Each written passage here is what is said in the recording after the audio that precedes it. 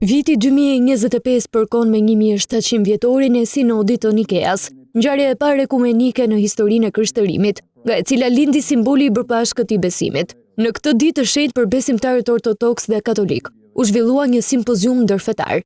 Në katedralen Ngjallja e Krishtit, u bën së bashku kreu i kishës ortodokse, kryepeskopi Johani dhe kreu i kishës katolike, arqipeshkvi i Tiranës dhe Durrësit Arjan Doda.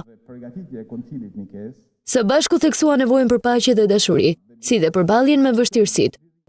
Por dhe një hap themelor dhe i domosdoshëm në formulimin dogmatik të besimit krishterë dhe pohimin e tij si një vërtet shpëtuese.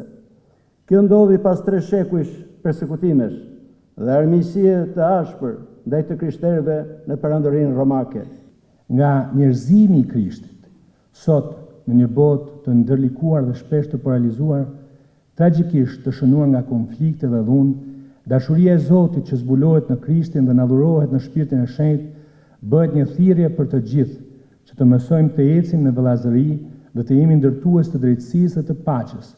Sinodi i parë u mbajt në maj qershor të vitit 325 pas Krishtit në qytetin e Nikeas në Bitini, sot Iznik, Turqi.